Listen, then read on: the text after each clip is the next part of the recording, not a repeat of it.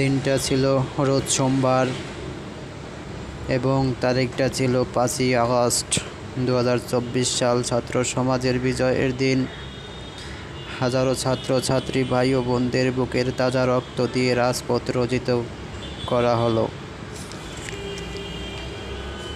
হাজারো মা বাবার বুক খালি করে দিল